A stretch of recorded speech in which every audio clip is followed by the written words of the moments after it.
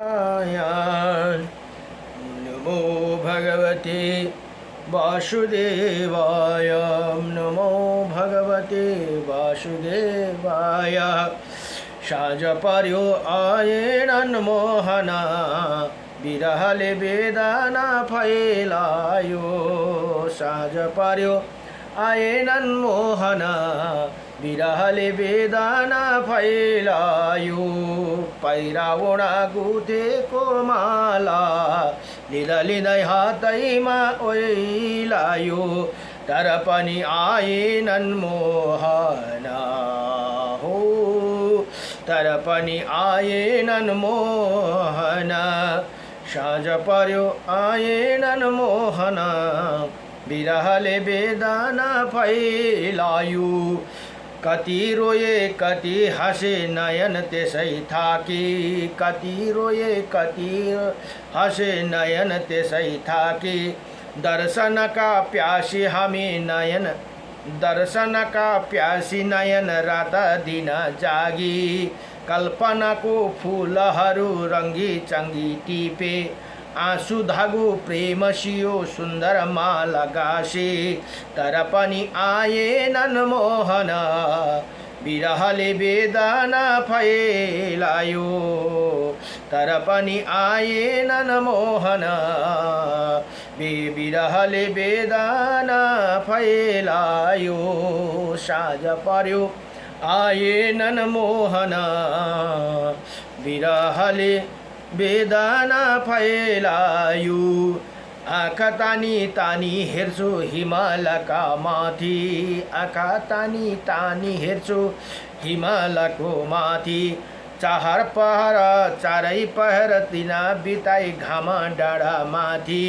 पाल्नु होला भन्दा भन्दै जीवनका साथी, बिरालाले छुट्दै आँसु भन मन ताती ताती। तर पनि आएनन् मोहना, तर पनि आएनन् मोहना, बिरहले वेदना फैलायो। साँझ पर्यो आएनन् मोहना, बिरहले वेदना फैलायो। आउनु होला भन्दा भन्दै झौँकिरी बास्यो, आउनु होला भन्दा भन्दै झौँकिरी बास्यो। बिरहलाई गिजाउँदै अन्धकार हाँस्यो। आँखा तानी तानी हेर्छु आकाशका तारा, कति खोजे कति हेरे छैनन् मेरा प्यारा। आज पनि आएनन् मोहना, बिरहले वेदना फैलायो। साँझ पर्यो आएनन् मोहना, बिरहले वेदना फैलायो। नमो भगवते वासुदेवाय। कृष्णाय वासुदेवाय। हरे परमात्मने नमः। प्रणतक्लेशनाशाय गोविन्दाय नमो नमः। अब 22 अध्यायमा श्री ब्रह्मा पुराण को देवताद्वारा महादेव जी का स्तुति, तर कामदेवलाई जलाउनु अनि महादेव जी को मेरु पर्वत पर गमन भनेर यहाँ बताउनु भयो। अब ब्रह्मा जी भन्नुहुन्छ ऋषिमुनिहरूलाई, यहाँ भन्नुहुन्छ अमित तेजस्वी महादेव जी का विवाह हो जाने पर इंद्र आदि देवताओं ने हर्ष की सीमा न रही। उन्होंने भगवान शंकर को प्रणाम किया और इस प्रकार स्तुति आरंभ की भनेर यहाँ भन्नुहुन्छ। अब देवताहरूले भगवान को स्तुति गर्न लागे। हे पर्वत, जिनका लिंगमय स्वरूप है, जो पर्वतों के स्वामी है, जिनका वेग पवन के समान है भनेर यहाँ भन्नुहुन्छ। जो प्रकृति रूप धारण करने वाला तथा अपराजित है, जो कलेशों को नाश करने वाला, शुभ संपत्ति प्रदान करने वाला, उन भगवान शंकर को मैं प्रणाम करता हूँ भनेर यहाँ बताउनु भयो। नीला रंग के चोटी धारण करने वाली अंबिका पति को प्रणाम है। वायु जिनका स्वरूप है, उनका सैकड़ों रूप धारण करने वाले के उन भगवान शिव को प्रणाम है। दैत्यों के युग का नाश करने वाला तथा युगों के गुरु महादेव जी को प्रणाम है भनेर यहाँ देवताहरूले प्रार्थना गर्नुहुन्छ। सूर्य और चंद्रमा जिनके नेत्र है, जो ललाटों में भी नेत्र धारण करते हैं उन्हें भगवान शंकर को प्रणाम है। जो शमशान में क्रिया करते हैं और वर देते हैं जिनका 3 नेत्र उन्हें देवेश्वर शिव को प्रणाम है। जो गृहस्थ होते हुए भी साधु है, नित्य जटा एवं ब्रह्मचारी धारण करने वाले हैं उन्हें भगवान शंकर को नमस्कार है। जो जल में है तपस्या करते हैं, योग जनित ऐश्वर्य देते हैं, मन को शांति रखते हैं, इंद्रियों का दमन करते हैं तथा प्रलय और सृष्टि के कर्ता और उन्हीं महादेव जी को प्रणाम है। बन रहे बताओ अनुग्रह करने वाला भगवान को नमस्कार है। पालना करने वाला शिव को प्रणाम है। रुद्र, वसु, आदित्य और अश्विनी कुमार को रूप में वर्तमान भगवान शंकर को नमस्कार है। जो सबसे पिता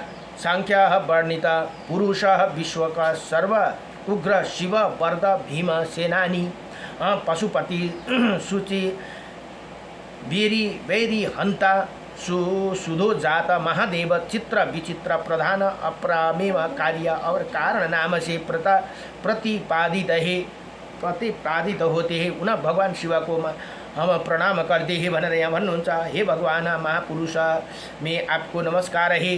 पुरुष में इच्छा उत्पन्न करने वाला आपको प्रणाम है। आप ही पुरुष का प्रकृति तथा संयोग कराते हैं और आप ही प्रकृति में गुण और गुणों का आधान करने वाले हैं। आपको नमस्कार है। आपका प्रकृति और पुरुष को प्रवर्तक कार्य और कारण विधायक तथा कर्म फलों के प्राप्ति करने वाला आपको प्रणाम है। आप काल के ज्ञाता सबके निहंता गुणों की विषमता के उत्पादक तथा प्रजा वर्गों को जीवन का प्रदान करने वाले हैं। आपको प्रणाम है। हे देवेश्वर आपको प्रणाम है। भूत भावना आपको प्रणाम है। अतः कल्याणमय प्रभु आप हमें दर्शन देने के लिए प्रसन्न मुख एवं सौभाग्य हो जाए, ये सौम्य हो जाए भनेर यहाँ देवताहरूले बडो दिव्यसँगले प्रार्थना गर्नुभयो। इसी प्रकार देवताद्वारा अपनी स्तुति होने पर संपूर्ण जगत के स्वामी भगवान उमापति ने कहा, हे देवताओं, मैं तुम्हें दर्शन देने के सदा ही प्रसन्न मुख और सौम्य हूँ। तुम शीघ्र ही कोई वर मांगो, मैं निश्चय ही उसे दूंगा भनेर यहाँ भगवान भन्नुहुन्छ। अब देवता भन्नुहुन्छ, हे भगवान, ये वर आपके ही हाथों में रहा। जब आकाशमात जब आवश्यकता होगी तब हम मांग लेंगे, उसी समय आप हमें मनोवांछित वर दीजिएगा भनेर यहाँ बताउनु भयो। अब शिवजी यहाँ भन्नुहुन्छ, एवं मस्तु कहकर महादेव जी देवताओं तथा अन्य लोगों को विदा किया और स्वयं प्रथम गणों के साथ अपने धाम को चले गए। हे ब्राह्मण, जो इसी स्तोत्र का श्रवण तथा पाठ करते हैं वो संपूर्ण लोकों में जाने की शक्ति प्राप्त करते हैं और देवराज इंद्र की भांति देवताओं द्वारा पूजित होते हैं भनेर यहाँ बताउनु भयो। यो स्तोत्र गायन गर्यो भने महादेव जी अपने धामों को प्रवेश कर जब सुंदर आसन पर विराजमान हुए तब विग्रह स्वभाव वाले क्रू कामदेव ने उन्हें अपनी बाणों से विधने का विचार किया। वही अनाचारी दुरात्मा और कुलधाम काम सब लोगों को पीड़ित करने वाला वही नियम तथा व्रतों का पालन करने वाला ऋषियों के कर्म कार्य में विघ्न डाला करते हैं। उसी दिन चक्रवाक का रूप धारण करके अपनी पत्नी रति के साथ उनका आगमन हुआ था।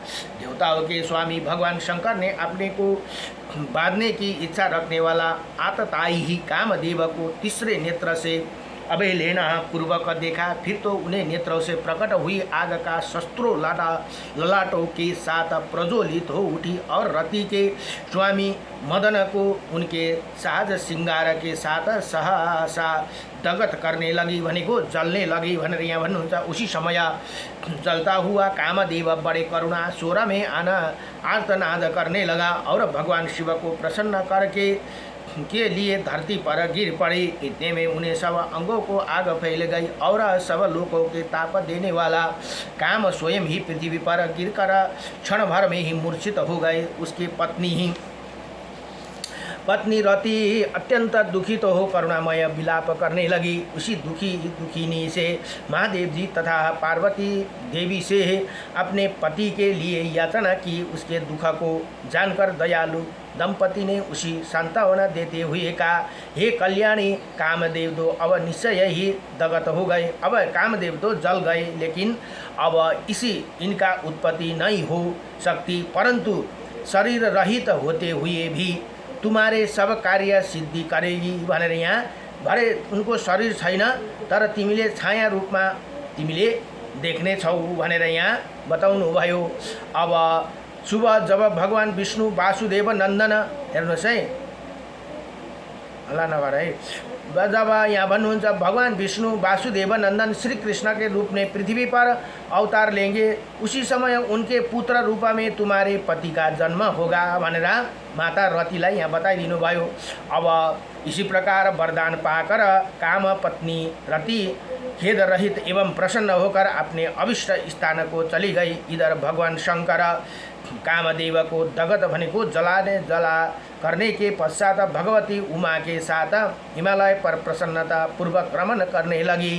अब पार्वती जी भन्नुहुन्छ यहाँ, हे भगवान देवेश्वर, अब मैं इसी पर्वत पर नहीं रहूँगी, अब मेरे लिए दूसरा कोई निवास स्थान बनाइए भनेर यहाँ प्रार्थना गर्नुभयो। अब महादेव जी भन्नुहुन्छ, हे देवी, मैं तो सदा तुमसे अन्यत्र रहने का कहता हूँ, किंतु तुम्हें कभी अन्य किसी स्थान का निवास पसंद नहीं आया। आज स्वयं ही तुम्हें अन्यत्र रहने की इच्छा क्यों करती हो भनेर यहाँ भगवान भन्नुहुन्छ, इसका कारण बताओ। देवी ने कहा, हे देवेश्वर, आज मैं अपने महात्मा पिता के घर गई थी। वहाँ माता ने मुझे एकांत स्थान में देखा, उत्तम आसन आदि द्वारा मेरा सत्कार किया और कहा, हे उमे, तुम्हारे स्वामी दरिद्र है, इसीलिए सदा खिलौनों से खिला करते हैं भनेर यहाँ यसरी बताउनु भयो रे। देवताओं की क्रिया ऐसी नहीं होती। महादेवा, आप जो नाना प्रकार के गणों के साथ विहार करते हैं, ये मेरी माता का पसंद नहीं है भनेर यहाँ भगवती पार्वती भन्नुभयो, यसरी बताउनु भयो। ये सुनकर महादेव जी हंस पड़े और देवी को हंसते हुए बोले, हे प्रिय, बात तो ऐसे ही है, इसके लिए तुम्हें ही दुख क्यों हुआ? मैं कभी ही हाथी के चमड़े लपेटता हूँ, कभी ही दिगंबर बना रहता हूँ, शमशान भूमि में निवास करता हूँ, बिना घर द्वार के होकर जंगल में और पर्वत कंदराओं में ही रहता हूँ तथा अपने गणों के साथ घूमता फिरता हूँ। इसके लिए तुम्हें माता पर क्रोध नहीं करना चाहिए। तुम्हारी माता ने सब ठीक ही कहा है। इसी पृथ्वी पर प्राणियों का माता के समान हितकारी और कोई बन्धु बान्धव नहीं भनेर यहाँ बताउनु भयो। अब हेर्नुहोस्, त्यही कारण माता जस्तो हितकारी कुपुत्र कुपिता हुन सक्छ, तर कुमाता कहिले हुन सक्दैनन् भनेर शास्त्रले पनि बताएको छ। त्यही कारण सम्मान हितकारी कोही बन्धु हुन्छ भने त्यो स्वयं माता हुनुहुन्छ भनेर यहाँ बताउनु भयो। देवी ने कहा, हे सर्वेश्वर, मुझे अपने बंधु बांधव का कोई प्रयोजन नहीं, आप वही करे जिसे मुझे सुख हो भनेर यहाँ फेरि यसरी प्रार्थना गर्नुभयो। देवी का ये वचन सुनकर देवेश्वर महादेव जी ने उन्हें प्रसन्न करने के लिए उस पर्वत को छोड़ दिया और पत्नी तथा पार्षदों को साथ लेकर देवता और सिद्धियों सेवित सुमेरु पर्वत के लिए प्रस्थान किया भनेर यहाँ बताउनु भयो। यदि भनेर श्री ब्रह्मा पुराण को 22 अध्यायमा देवताद्वारा महादेव जी का स्तुति र कामदेवलाई भस्म गर्नु अनि महादेव जी का मेरु पर्वतमा निवास गर्नु भनेर यो वर्णन यहाँ समाप्त भयो। नमो भगवते वासुदेवाय, कृष्णाय वासुदेवाय, हरे परमात्मने नमः। प्रणतक्लेशनाशाय गोविन्दाय नमो नमः। श्रीकृष्ण गोविन्द हरे मुरारी, हे नाथ नारायण वासुदेवम्। अब 23 अध्यायमा यहाँ भन्नुहुन्छ, अब दक्षको यज्ञ विध्वंस भनेर यहाँ बताउनु भयो। अब दक्षले यज्ञ गर्छन्, यज्ञमा सती माता त्यहाँ यज्ञको विध्वंस हुन्छ। अब यहाँ भन्नुहुन्छ, ऋषिहरूले कहा, हे ब्राह्मण, अब हेर्नुहोस् है, ब्रह्माजीलाई प्रश्न गर्नुभयो फेरि, हे ब्राह्मण, वैवस्वत मनमन्तर में प्रचेताओं का पुत्र प्रजापति दक्ष का अश्वमेध यज्ञ कैसे नष्ट हुआ भनेर यहाँ भन्नुहुन्छ। अहिले वैवस्वत अहिलेको जो मनु हुनुहुन्छ नि, यही मनुका पुत्र है ये दक्ष प्रजापति। यहाँ ब्रह्मा जी अब भन्नुहुन्छ, ब्रह्मा जी बोले, हे ब्राह्मण हो, महादेव जी ने सती देवी का प्रिय करने की इच्छा से जिस प्रकार दक्ष के यज्ञ का विध्वंस किया था उसकी वर्णन करता हूँ। पूर्व काल की बात है, महादेवज मेरुगिरी के ज्योतिष स्थल नाम का शिखर पर जो सब प्रकार के रत्नों से वशीभूत और पलंग की भांति फैला हुआ था विराजमान थी। गिरिराज कुमारी पार्वती सदा उमा उनके पार्श्व भाग में बैठी रहती थी। आदित्य वसु अश्विनी कुमार ग्रहको सहित कुबेर महामुनि शुक्राचार्य तथा सनत कुमार आदि महर्षि उनके सेवा में उपस्थित रहते थे। अत्यंत भयंकर राक्षस एवं महाबली पिशाच जो अनेक रूप धारण करने वाले तथा नाना प्रकार के अस्त्र शस्त्रों से सुसज्जित थी, भगवान शिव को समीप रहा करती थी। भगवान का पार्षद भी वहाँ मौजूद थे, वो सब अग्नि के समान तेजस्वी जान पड़ते थे। महादेव जी को इच्छा से भगवान नंदीश्वर भी वहाँ खड़े रहते थे। नदियों श्रेष्ठ गंगा जी मूर्तिमती होकर वहाँ सेवा में संलग्न रहती थी। इसी प्रकार परम सौभाग्यशालिनी देवर्षि और देवताओं के पूजित होकर भगवान शंकर वहाँ सदा निवास करने लगे। कुछ काल के बाद प्रजापति दक्ष ने शास्त्रोक्त विधि के अनुसार यज्ञ करने की तैयारी की। उनकी ये आज्ञा में इंद्र आदि संपूर्ण देवता स्वर्ग से आकर एकत्रित होने लगे हैं।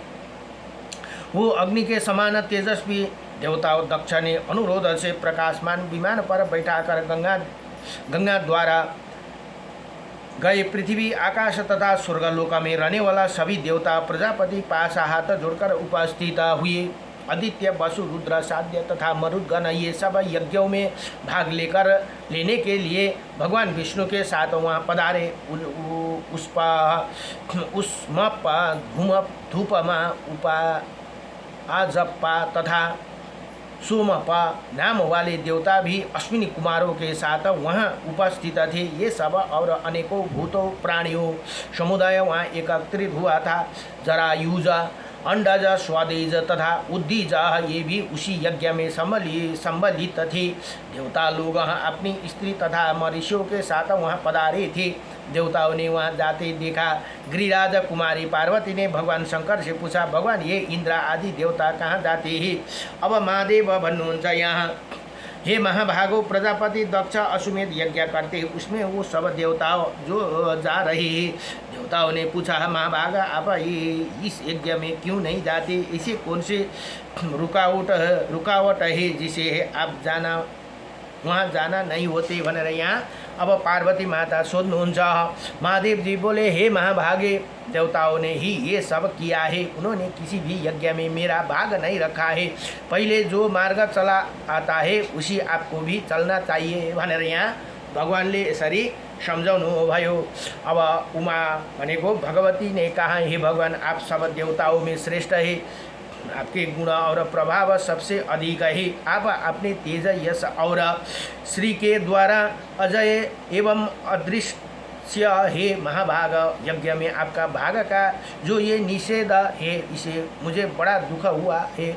मेरे शरीर में कंपा छा गया भनेर यहाँ पार्वती भन्नुहुन्छ। अब महादेव जी बोले फेरि, हे देवी, क्या तुम मुझे नहीं जानती? आज तुम्हें जो मोह हुआ है उसे इंद्र आदि देवताओं सहित संपूर्ण त्रिलोक की नष्ट हो सकती है।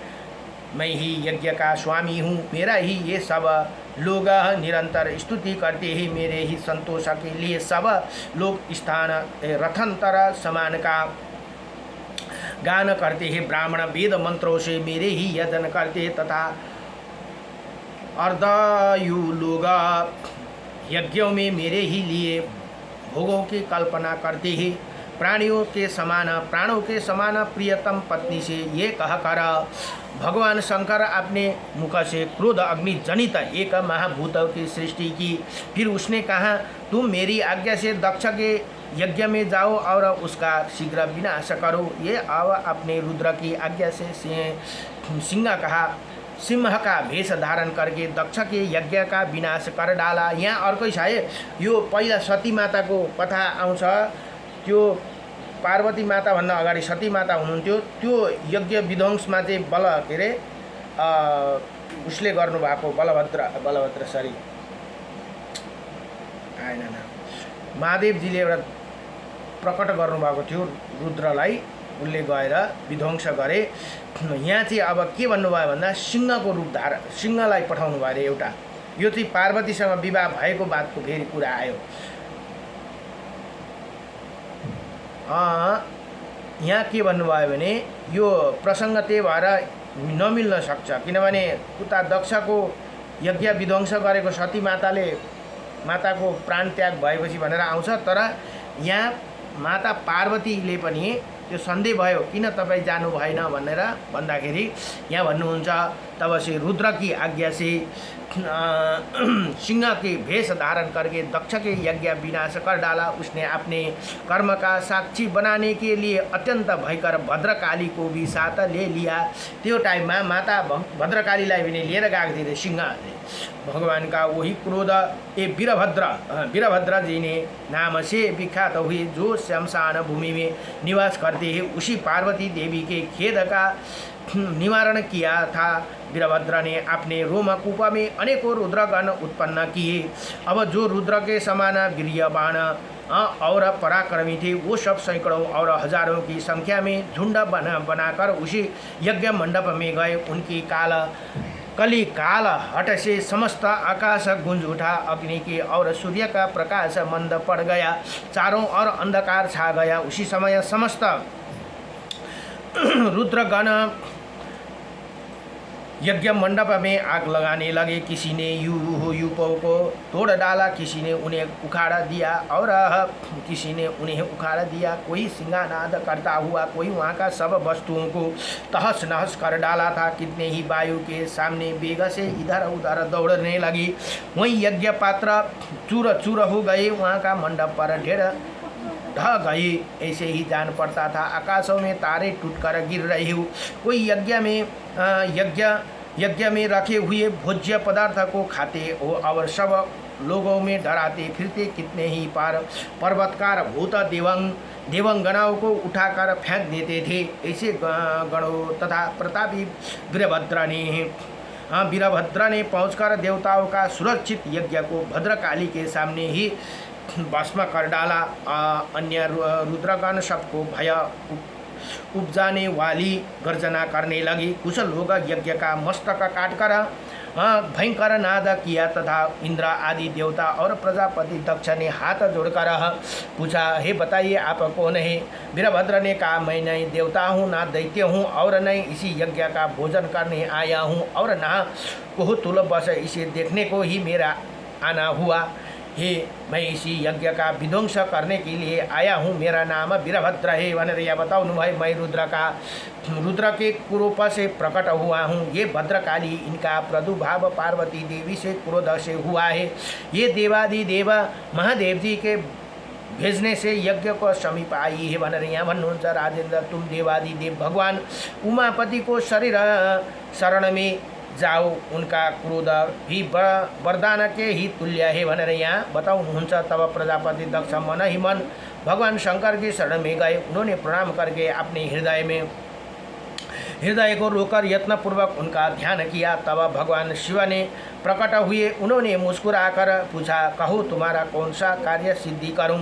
तब दक्ष ने हाथ जोड़कर कहा, भगवान यदि आप मुझ पर प्रसन्न हेतु अथवा यदि मैं आपका प्रिय एवं कृपा पात्र हूँ तो मुझे ये वरदान दे। जो भी भोजन सामग्री यहाँ खा पी लिया गई नष्ट कर दी गई, यज्ञ का जो सामान चूर चूर करके फेंक दिया गया, वो सब बहुत दिनों से यत्न करके संचित किया गया था। हे महेश्वर, आपकी कृपा से ये व्यर्थ ना हो जाए भनेर यसरी प्रार्थना गरी। अब ब्रह्मा जी का भन्नुहुन्छ, भगवान शंकर ने तथास्तु कहकर दक्ष की कामना पूर्ण की। प्रजापति दक्ष ने भगवान से वरदान पाकर पृथ्वी पर घुटने टेक के टेक दिए और भगवान शिव का शतवन आरंभ किया भनेर यहाँ बताउनु भयो। नमो भगवते वासुदेवाय हरे परमात्मने नमः प्रणतक्लेशनाशाय गोविन्दाय नमो नमः।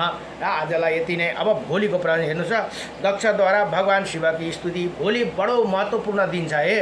भोलि श्री कृष्ण जन्माष्टमी हो, भगवान कृष्णको प्राकट्य भएको दिन। अब भोलि भगवान कृष्णको अलिकति लीला कथा हुन्छ अनि यो ब्रह्मा पुराण पनि अध्ययन हुन्छ न बिहान बेलुका समय मिलाएर कसरी हुन्छ। अब भगवान प्राकट्य भएको कथा म तपाईहरुलाई सुनाउने छु। अब भोलिको महिमा हेर्नुस् त। भगवानले दक्षद्वारा भगवानको स्तुति गरेको यहाँ बडो दिव्य कथा भोलि आउनुहुन्छ। दक्ष वाचा भनेर यो भोलिको प्रसङ्गमा हामी सुन्नेछौँ। नमो भगवते वासुदेवाय कृष्णाय वासुदेवाय हरे परमात्मने प्रणत क्लेशनाशाय गोविन्दाय नमो नमः। श्री कृष्ण गोविन्द हरे मुरारी। भोलि 24 अध्यायमा नाथ नारायण वासुदेव श्री श्याम नारायण वासुदेव नाथ नारायण वासुदेव श्री कृष्ण गोविन्द हरे मुरारी हे नाथ नारायण वासुदेवं पितु मातु स्वामी सखा हमारे हे नाथ नारायण वासुदेव।